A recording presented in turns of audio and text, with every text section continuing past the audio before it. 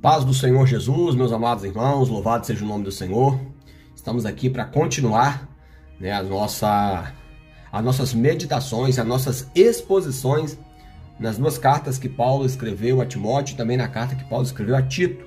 Então hoje nós vamos considerar o capítulo de número 2 da primeira carta de Paulo a Timóteo. Estamos aqui com o nosso exemplar da Bíblia Sagrada. Então nós vamos deixar aberto aí, tá? Em 1 Timóteo, capítulo de número 2, e vamos considerar aí alguns versículos e vamos estar compreendendo esses textos que são de suma importância para o exercício do santo ministério. Oramos? Pai, nós te bendizemos, te louvamos, te glorificamos, Senhor, e te pedimos, abra o nosso entendimento para que compreendamos, Senhor, a tua palavra, Senhor. Seja conosco, ó Deus, e nos abençoe pelo conhecimento da mesma, em nome de Jesus. Amém. Glória a Deus. Então, nós vamos falar sobre os princípios do culto público. Isso é muito importante para os amados obreiros compreender esses princípios que regem a questão relacionada ao culto público. Então, vamos já abrir as nossas Bíblias aí, 1 Timóteo, capítulo de número 2, e vamos deixar a nossa Bíblia aberta aí para a gente considerar. Então, nós vamos ler primeiro os 3 primeiros versículos que diz assim: Admoesto-te, pois, que antes de tudo, que se façam deprecações, orações, intercessões e ações de graça por todos os homens, pelos reis e por todos que estão em iminência, para que tenhamos uma vida quieta e sossegada em toda piedade e honestidade, porque isto é bom e agradável diante de Deus, o nosso Salvador. Então, Paulo vai falar sobre o alcance universal da oração. Paulo destaca algumas coisas aqui que é de suma importância. Primeira coisa, ele destaca a primazia da oração. Ele começa dizendo: admoesto que antes de tudo que se façam, ou seja, a oração, ela deve ter primazia na vida do obreiro. A oração, ela não pode ser sucumbida, ela não pode ser suplantada por outras coisas. Não, a oração, ela precisa ser primazia. Jesus, em seu ministério terreno, ele deu prioridade à oração. E ele ensinou isso para os seus discípulos, deixou isso como legado. E Paulo aqui, escrevendo uma carta pastoral, carta para obreiros, tá? Ele orienta que o obreiro, para o exercício do santo ministério, ele priorize a oração. Então, a primeira recomendação de Paulo é essa. Tá? E Paulo também fala das variedades das orações. Ele fala de oração, intercessão, ações de graça. Tá? Então, súplicas, orações, intercessões, ação de graça. Tá? Então, a nossa oração, ela deve incluir esses elementos. A súplica, o clamor, tá? Deve incluir também a questão da intercessão, que Paulo fala aqui, né, para poder interceder em favor dos governantes. Então a oração, ela deve incluir todo esse escopo, né? Oração, intercessão, clamor, súplica, intercessão, que é orar em favor de outras pessoas. Aí inclui sua família, sua parentela, a igreja, a liderança, e como Paulo colocou aqui, as autoridades civis e também eclesiásticas, claro. Tá? Então, Paulo fala ainda sobre essa questão do alcance da oração.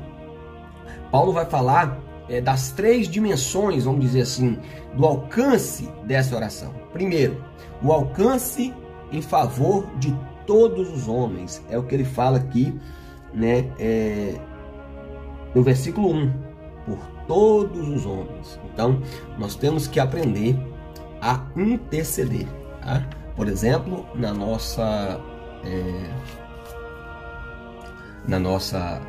base administrativa do Instituto de Aju, nós temos 4 períodos de oração no dia, e sempre a gente inclui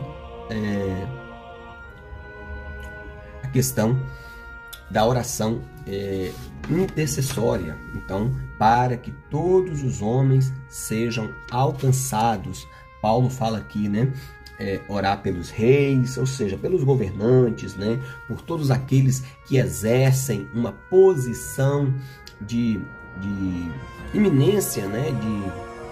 Vamos dizer assim, autoridades, né? Autoridades civis, seja ela o presidente, os governadores, senadores, os magistrados no sentido geral, né? A gente infelizmente tem invertido as coisas.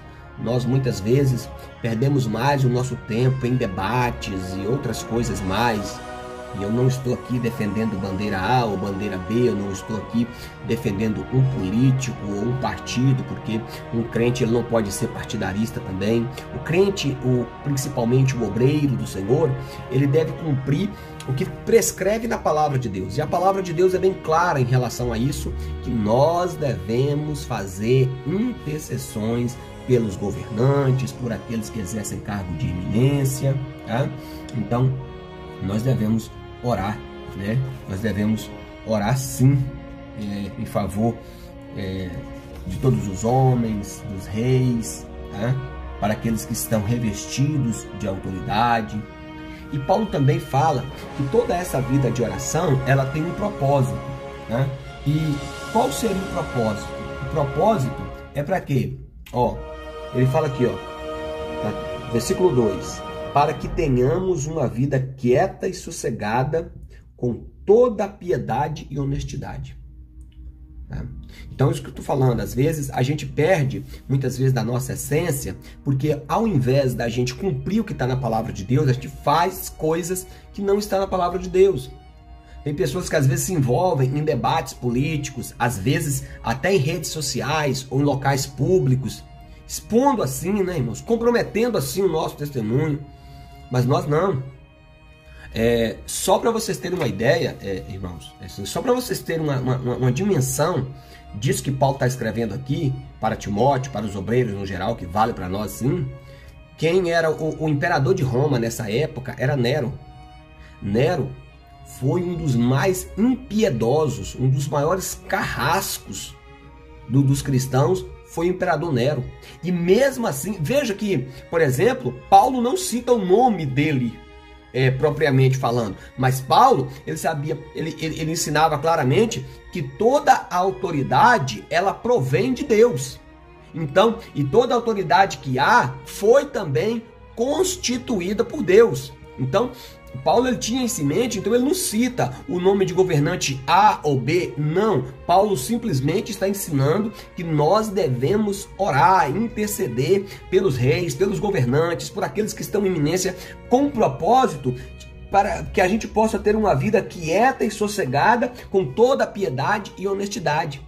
E o outro propósito que Paulo fala aqui é porque isso agrada a Deus. Olha lá, versículo de número 3, porque isto é bom e agradável diante de Deus, o nosso Salvador. Então, meus amados irmãos, nós não estamos agradando a Deus quando a gente se envolve em contendas de palavras, quando nós se envolvemos em discussões infindadas, quando nós, somos partidaristas, quando nós ficamos a qualquer ponto defendendo um homem. Não, Deus se agrada quando nós defendemos sim a bandeira do Evangelho, quando nós defendemos a bandeira dos valores cristãos, dos valores da palavra de Deus. E Paulo aqui revela um valor.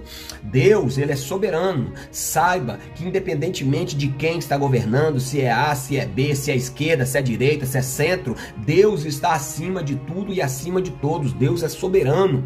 Deus está no controle de tudo. Muitas vezes a gente acha que Deus tem que trabalhar da maneira que a gente quer. E muitas vezes, quando um governante impiedoso assume, a gente acha que nossas orações não foram respondidas, ou que Deus fez, não fez. Não, irmãos, a Bíblia não ensina isso. Muito pelo contrário. A Bíblia ensina para a gente orar por aqueles que já estão exercendo a autoridade. E outro detalhe, concordo plenamente com as palavras de João Calvino, quando ele dizia que quando Deus quer castigar e corrigir uma nação, geralmente Deus lhes dá governantes ímpios.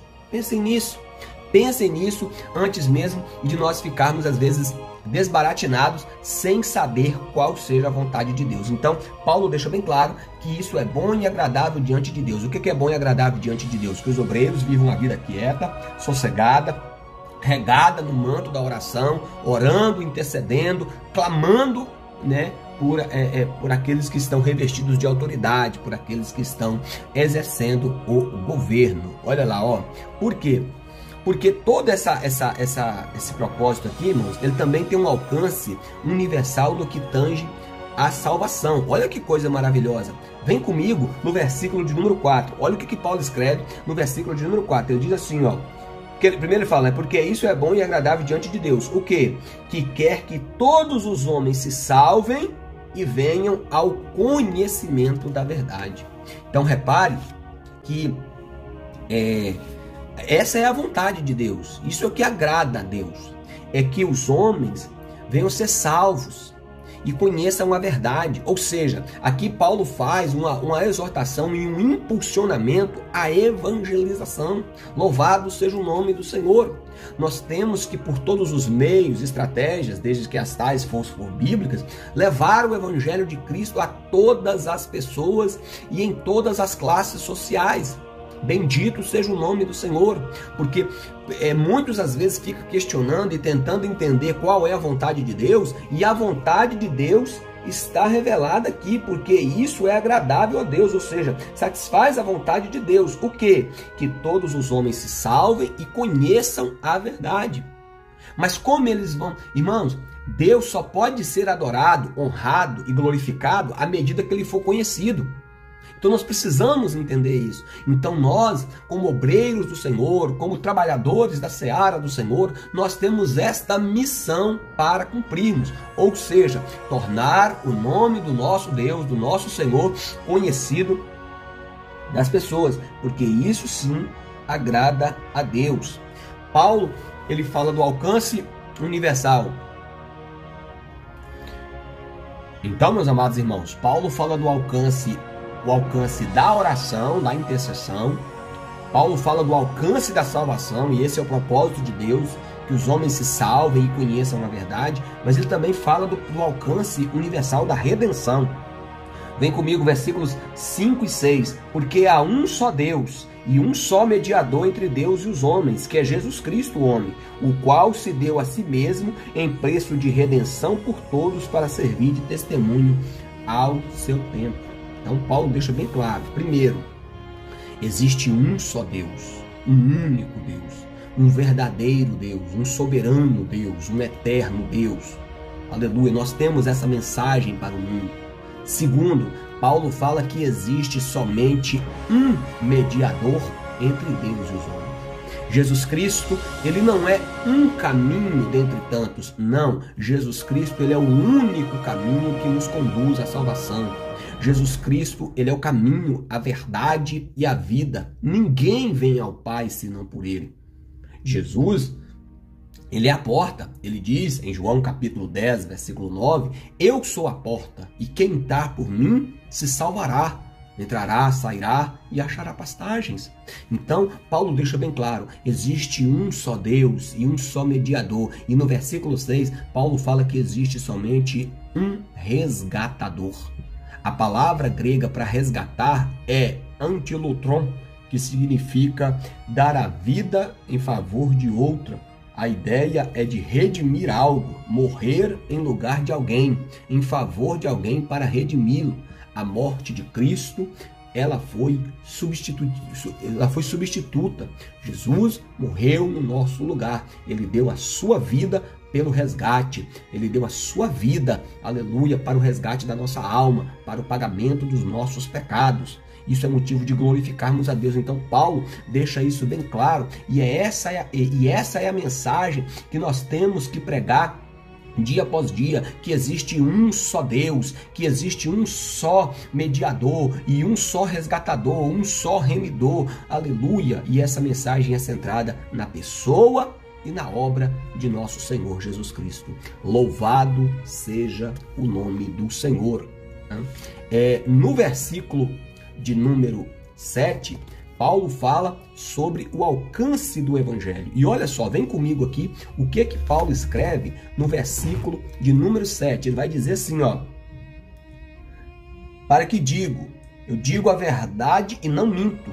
Fui constituído pregador, apóstolo e doutor, ou mestre, dos gentios na fé e na verdade. Então Paulo fala aqui da sua tríplice designação, que também se aplica a muitos ministérios. Primeiro, ele fala que ele foi colocado como pregador, ou seja, essa é a nossa missão, pregar o evangelho genuíno, o evangelho da graça, o evangelho da justificação, o evangelho que anuncia o arrependimento para a remissão dos pecados, o evangelho da graça de Deus, o evangelho que oferece ao pecador o glorioso presente da salvação mediante ao arrependimento e a fé. Então é esse o evangelho que nós temos que pregar. Paulo está dizendo, olha, eu faço isso na fé e na verdade. Paulo ainda além de dizer que ele era pregador, ele dizia que ele era apóstolo. A palavra apóstolo no grego é aposteio, que significa enviado, ou seja, Paulo, ele era o apóstolo aos gentios, como o próprio Jesus designou lá em Atos capítulo 9, versículo de número 15, que ele ia levar o evangelho diante dos reis, dos gentios e dos filhos de Israel. Então, meus amados irmãos, o próprio apóstolo Paulo, ele vai dizer o seguinte: como pregarão se não forem enviados? Então Paulo diz, né, que ele era pregador, mas que também ele era apóstolo, ele era um enviado do Senhor. Aleluia. Eles não ouvirão o evangelho se não forem enviados. Aleluia, louvado seja o nome do Senhor. E Paulo também diz que ele era doutor, mestre dos gentios. Ele vai dizer aqui, mestre dos gentios, das nações. Por quê? Porque Paulo tinha também a preocupação com o discipulado, com o treinamento e com a doutrinação, de pregar a sã doutrina. Paulo disse que ele não era um falsificador da palavra. As 13 cartas do apóstolo Paulo no Novo Testamento, nós temos um vislumbre de o que é na essência a sã doutrina de nosso Senhor Jesus Cristo. Claro que também as demais epístolas dos demais apóstolos, Pedro, Tiago, João, Judas, né? O escritor aos Hebreus, todas essas 21 cartas que compõem, né, o Novo Testamento, elas são sim cartas com teor doutrinário muito poderoso. Então Paulo, ele fala, olha, eu sou pregador, eu sou enviado, eu sou um ensinador da palavra de Deus, um doutrinador da palavra de Deus. Então essa essência do ministério do apóstolo Paulo se aplica também para os obreiros da atualidade. Nós temos que pregar o evangelho genuíno, nós temos que ser enviados aos povos, às nações, seja perto, seja longe, não importa, o que importa é ser enviado e pregar o evangelho e também ensinar o que convém, ensinar a sã doutrina do Senhor, sempre tendo esses dois pilares como base, fé e verdade, louvado seja o nome do Senhor. Então, e aí Paulo fala da atitude correta com relação à oração. Aí, olha como é que ele define aqui no versículo de número 8, 1 Timóteo 2,8. Quero, pois, que os homens orem em todo lugar, levantando as mãos santas, sem ira e nem contenda. Sem ira e nem contenda. Tá? Então, a vontade do Senhor, o propósito, né, a nossa atitude correta diante de tudo isso, é que nós possamos levantar as nossas mãos, interceder, orar, clamar pela nação, clamar pelas lideranças civis e eclesiásticas, invocar de fato o nome de nosso Senhor e Salvador Jesus Cristo e também, né, viver sem ira, sem contenda, mas viver de maneira quieta e sossegada. Meus amados irmãos, né, nessa segunda parte aqui do capítulo de número 2, é um pouquinho complicado de entender, mas nós vamos tentar entender, tá? Então, nós vamos tentar entender que é a atitude adequada das mulheres no culto público. Então, vamos entender isso aqui, que é de suma importância para nós. Primeiro, vamos ler, né, o texto e depois nós vamos fazer algumas considerações relacionadas ao texto. Diz assim, 1 Timóteo 2,9, vai dizer assim, que do mesmo modo as mulheres se ataviem em traje honesto, com pudor e modéstia, não com tranças ou com ouro, ou pérolas, ou com vestidos preciosos, mas como convém às mulheres que fazem profissão de servir a Deus com boas obras. A mulher aprenda em silêncio, com toda a sujeição. Não permito, porém, que as mulheres ensinem e nem que use de autoridade sobre o marido, mas que elas estejam em silêncio, porque primeiro foi formado Adão e depois Eva. E Adão não foi enganado, mas a mulher, sendo enganada, caiu em transgressão. Salvar-se-á-se, porém, dando à luz a filhos, se permanecer com modéstia, fé, no amor e na santificação. Uma observação mais grotesca do texto, meus amados irmãos,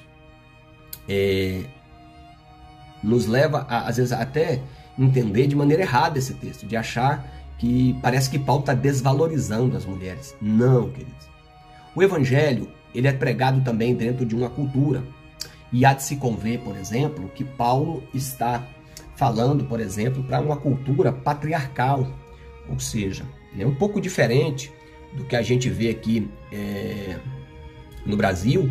O costume, principalmente no Oriente Antigo, era o sistema patriarcal, onde verdadeiramente faz-se valer ali os princípios do Criador, como o homem sendo o cabeça e a mulher sendo, né, a adjuntora, a auxiliadora. Então, Paulo trabalha dentro disso. Então, Paulo, em nenhum momento, ele está desvalorizando as mulheres aqui, tá, irmãos? Então, nós não podemos entender dessa maneira. Por quê, irmãos? Paulo jamais ia contra os ensinamentos de Jesus.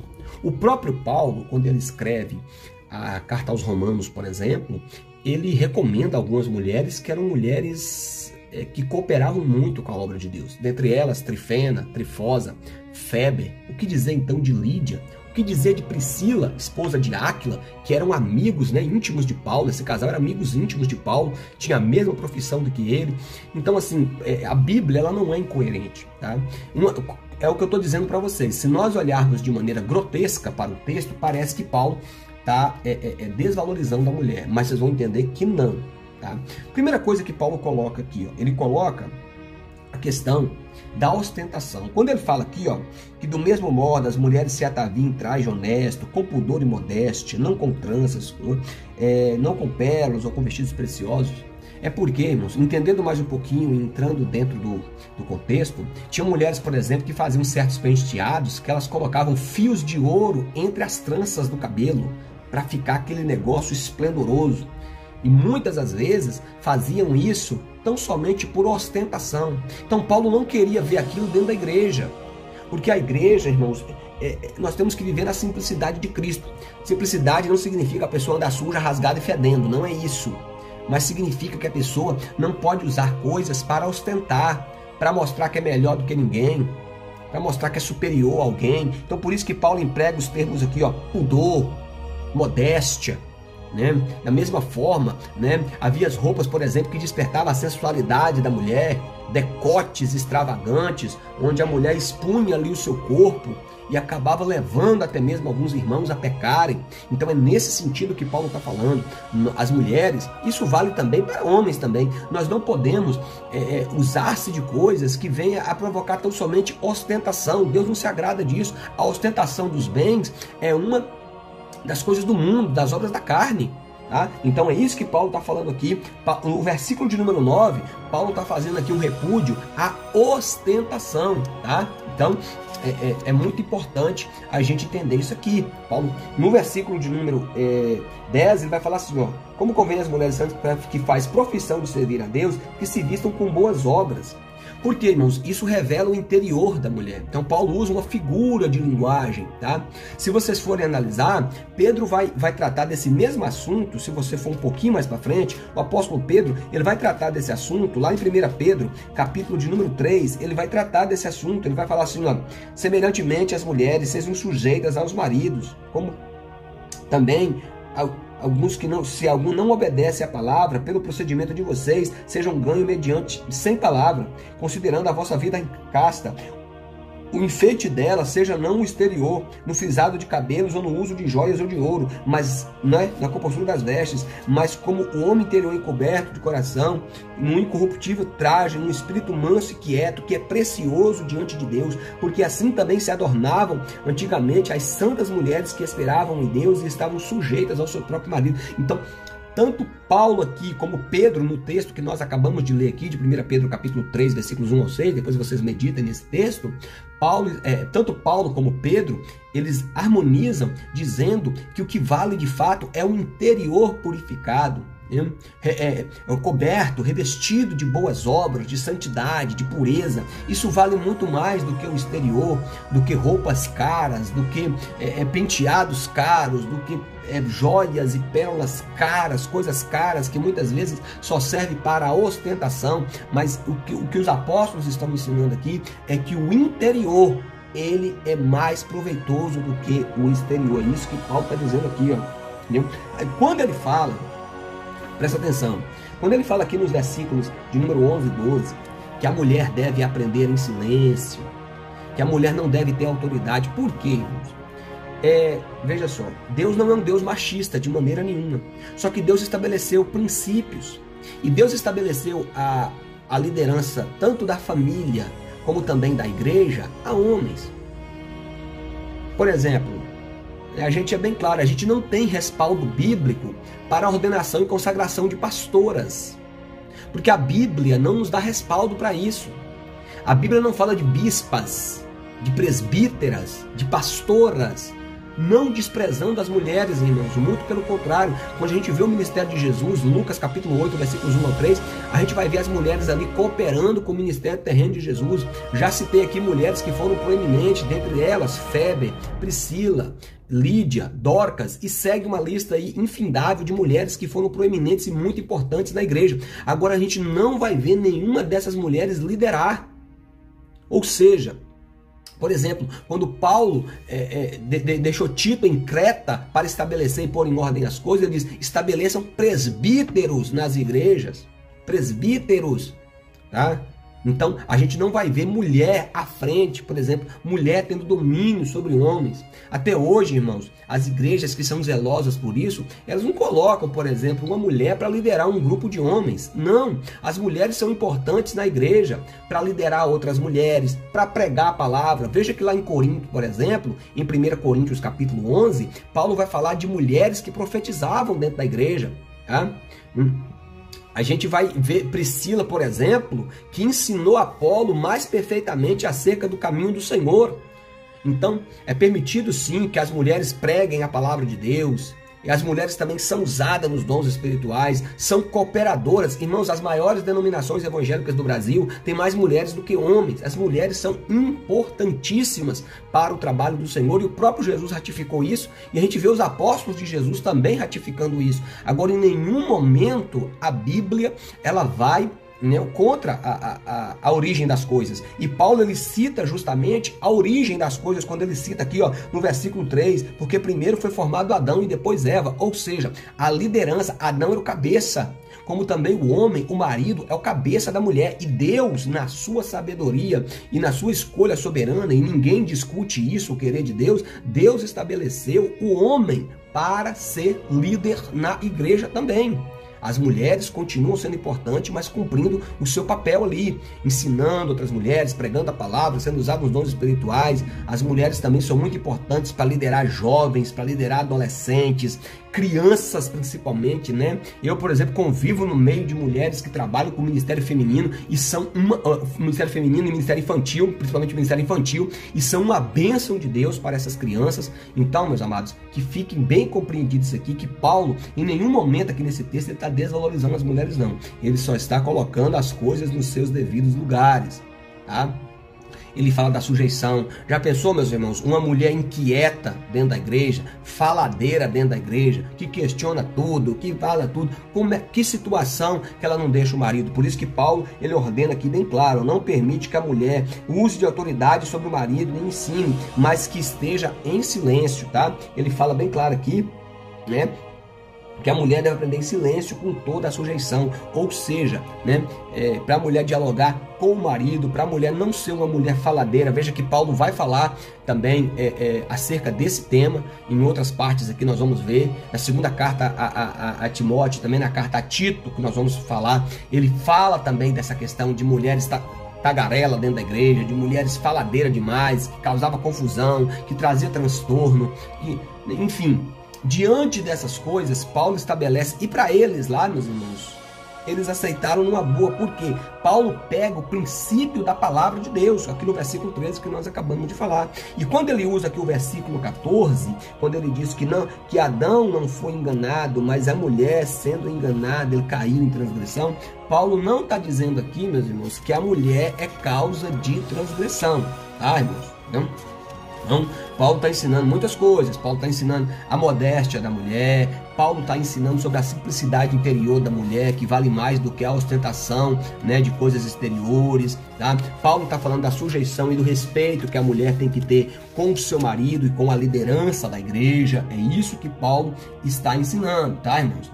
Então, quando ele fala aqui, eu peguei um comentário bem interessante que diz assim, ó: Satanás enganou a Eva e a levou a pecar, porém o homem pecou deliberadamente consciente. Concordo com Erdmann, que ele diz que Paulo não quer dizer que a mulher seja mental, moralmente ou espiritualmente inferior ao homem.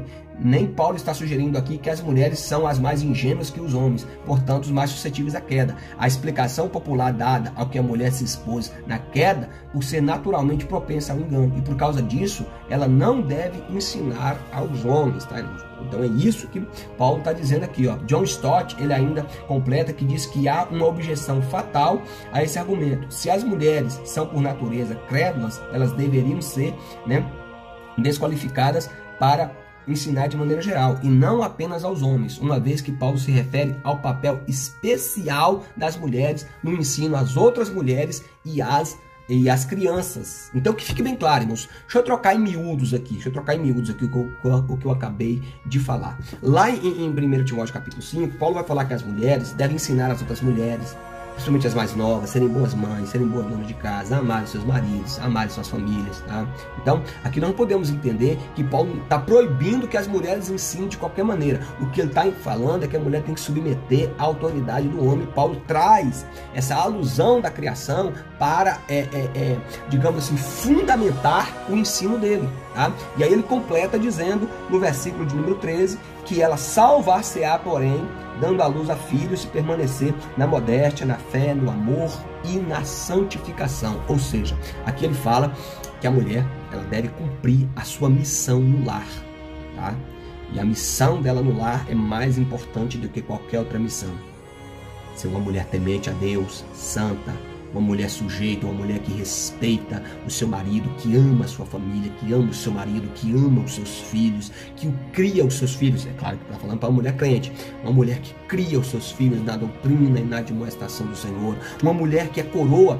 Lá em Provérbios capítulo 12, diz que a mulher virtuosa, ela é a coroa, né, do seu marido. Ou seja, o que é coroa? É honra. Ela honra o seu marido, né? Ela honra a sua família, ela cuida da sua família. Louvado seja o nome do Senhor. Então Paulo conclui aqui esse capítulo 2 falando da missão suprema da mulher, que é a sua missão dentro do lar, tá? Então, meus amados irmãos, até aqui nos concedeu o Espírito Santo de Deus. Espero que esse ensinamento venha ajudar, venha corroborar com os irmãos e venha ser um canal de bênção para a edificação e maior compreensão das Escrituras. Estamos à disposição para maiores esclarecimentos. Amém? Pai, muito obrigado, Senhor, por esses momentos que aqui passamos, Deus, meditando na Tua Palavra. Que o Teu Espírito Santo nos dê maior compreensão, meu Pai, acerca da verdade, da sublimidade, da inerrância e da infalibilidade da Tua Palavra. Ser conosco e nos abençoe pelo conhecimento da mesma, em nome de Jesus. Amém.